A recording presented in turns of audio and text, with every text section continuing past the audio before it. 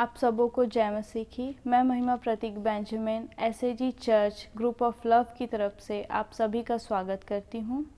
आइए हम आराधना और वचन में जाने से पहले एक छोटी सी प्रार्थना करें। धन्यवाद जीवे सामर्थ्य दयालु पिता परमेश्वर प्रभु जी, आपने सुंदर मौका दिया पिता कि हम आपके पवित्र चरणों के पास आने पाए। प्रभु जी आपका धन्यवाद देते पिता परमेश्वर प्रभु। पिता जब आराधना होती पिता परमेश्वर प्रभु जी आपकी उपस्थितियाँ होने पाए पिता परमेश्वर, ये आराधना आपको ग्रहण योग्य होने पाए और जो वचन आपके बीच बोया जाता है पिता, और जितने लोग सुन रहे हैं प्रभु जी, हर एक जन आशीषित होने पाए पिता। इस छोटी सी प्रार्थना यीशु के नाम से मांगते हैं पाते हैं, आमीन।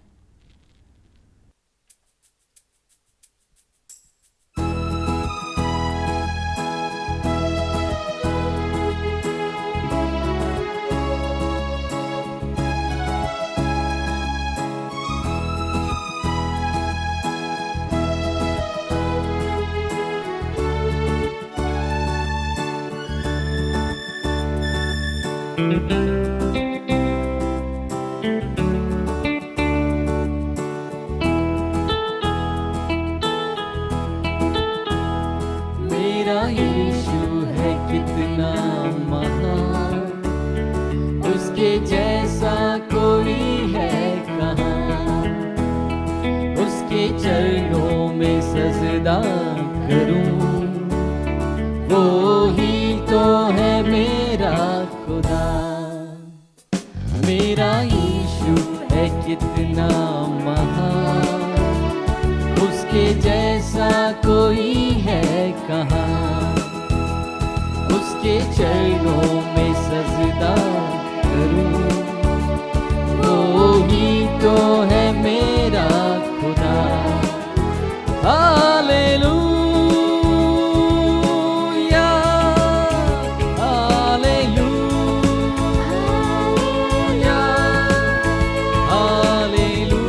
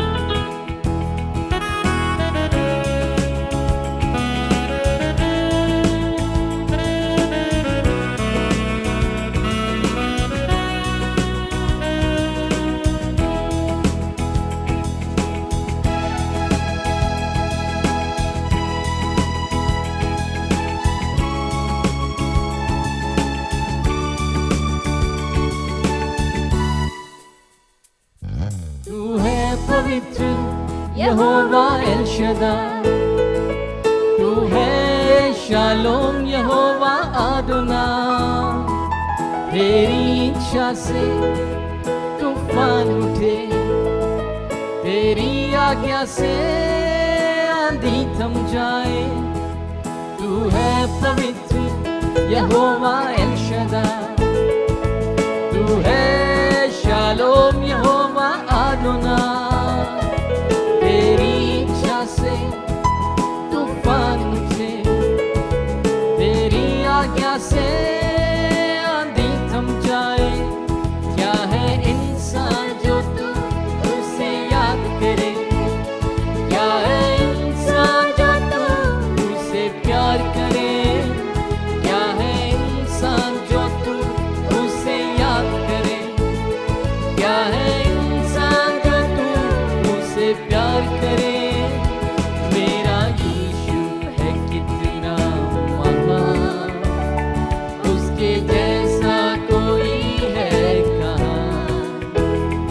उसके चरणों में सजदा करूं, वो ही तो है मेरा खुदा। Hallelujah, hallelujah, hallelujah, hallelujah, hallelujah, hallelujah.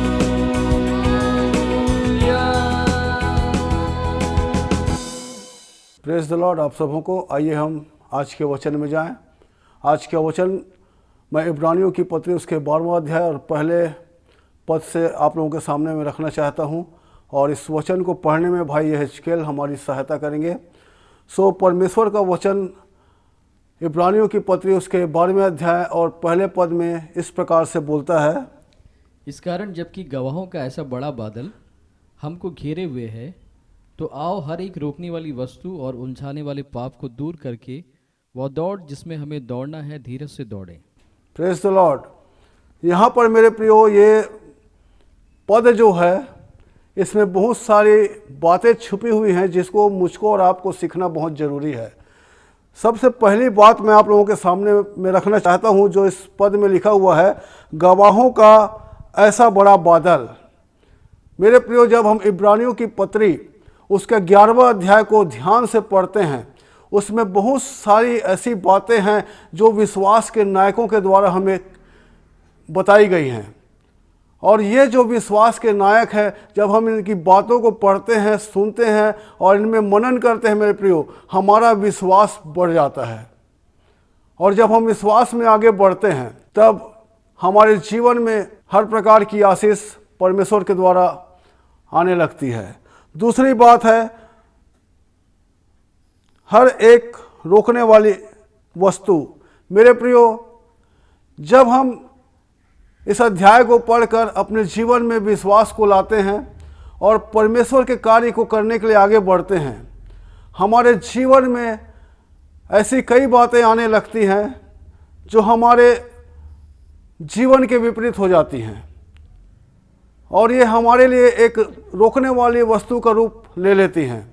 मेरे प्रियो, जब हम परमेश्वर के काम को लेकर आगे जाते हैं, जब हम परमेश्वर की सेवा में जाते हैं, जब हम परमेश्वर के वचनों को पढ़ते हैं, जब हम अपने घुटनों में बैठते हैं, मेरे प्रियो, हमारे जीवन में कई ऐसी बातें होती हैं जो हमें रोकना चाहती हैं। और एक बात और बताना चाहता हूँ, उलझाने वाले पाप। ये उलझाने वाले पाप एक विश्वासी को उसके विश्वास को डगमगाने के लिए काफ़ी हैं। ये हमारे जीवन में अविश्वास को पैदा करते हैं। और चौथी बात यहाँ पे है, वह दौड़ जिसमें हमें दौड़ना है।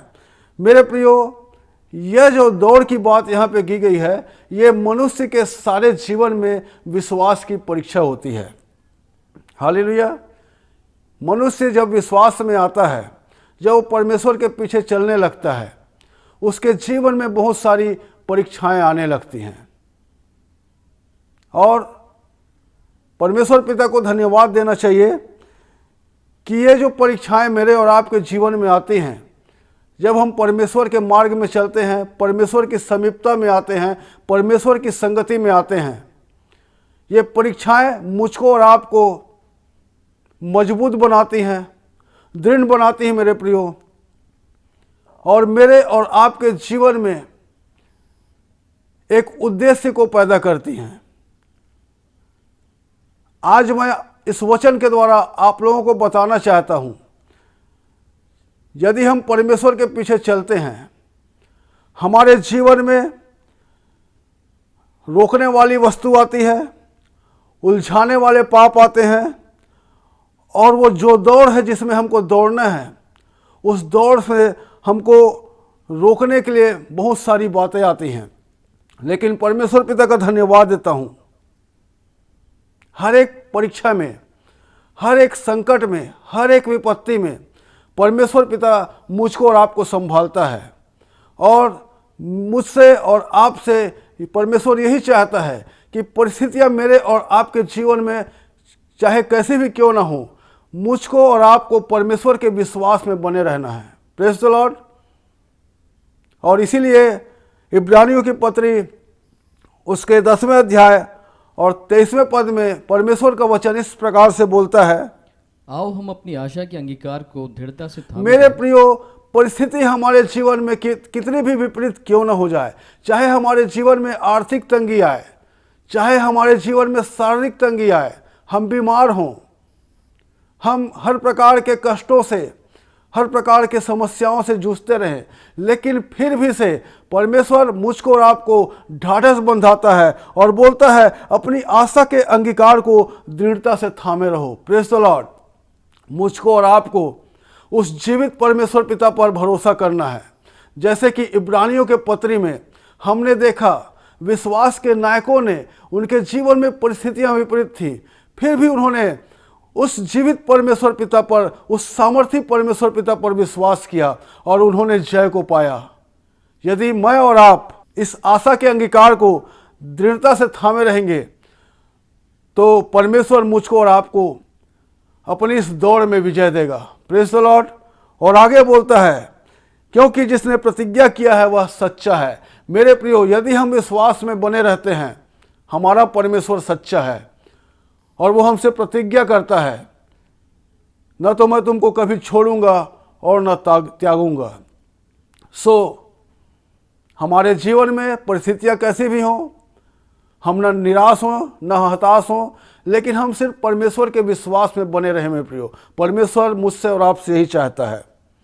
और इसी प्रकार से इब्रानियों की पत्री उसके 38 अध्याय में भी इस प्रकार से लिखा है, पर मेरा धर्मी जन विश्वास से जीवित रहेगा। Praise the Lord.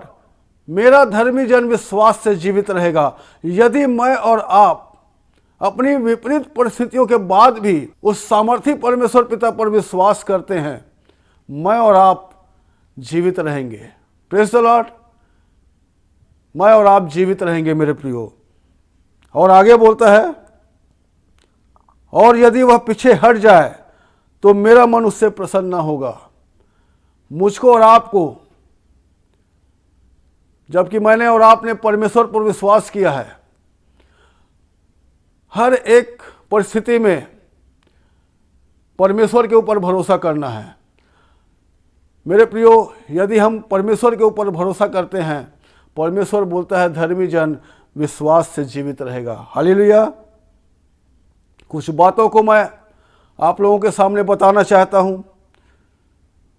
जबकि हम विश्वास में अपने जीवन को आगे बढ़ाते हैं, उस जीवित और सामर्थी परमेश्वर पिता पर, उस अद्भुत परमेश्वर पिता पर विश्वास करते हैं, तो पहली बात मैं आपको बताना चाहता हूं, हमें अपने दौड़ को धीरज के साथ दौड़ना है।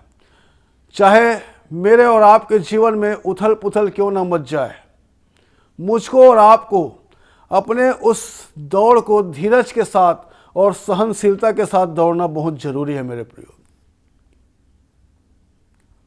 इब्रानियों की पत्री उसका 10वां अध्याय और 36 पद इस प्रकार से मुझको और आपको बताता है, क्योंकि तुम्हें धीरज धरना आवश्यक है। क्योंकि तुम्हें धीरज धरना अवश्य है। मेरे प्रियो, जब एक व्यक्ति के जीवन में परेशानी आती है, जब एक विश्वासी के जीवन में परेशानी आती है, या एक परमेश्वर के दास के जीवन में परेशानी आती है, उसका मन जो है इधर उधर भटकने लगता है और वो अविश्वास की ओर जाने लगता है। लेकिन परमेश्वर का वचन बोलता है, क्योंकि तुम्हें धीरज धरना अवश्य है। क्यों धरना अवश्य है?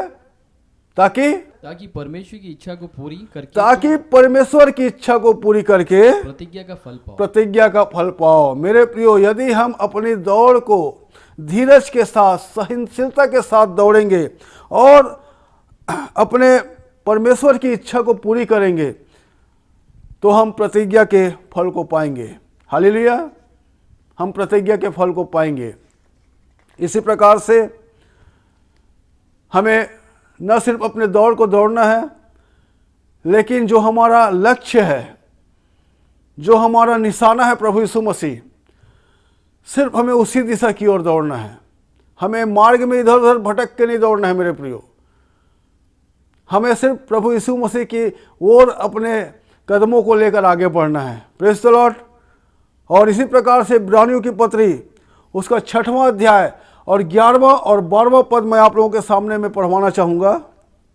पर हम बहुत चाहते हैं कि तुम में से हर एक जन अंत तक पूरी आशा के लिए ऐसा ही प्रयत्न करता रहे, ताकि तुम आलसी ना हो जाओ, वरन उनका अनुकरण करो जो विश्वास और धीरज के द्वारा प्रतिज्ञाओं के वारिश होते हैं। मेरे प्रियो, यहाँ पर परमेश्वर का वचन हमको बताता है कि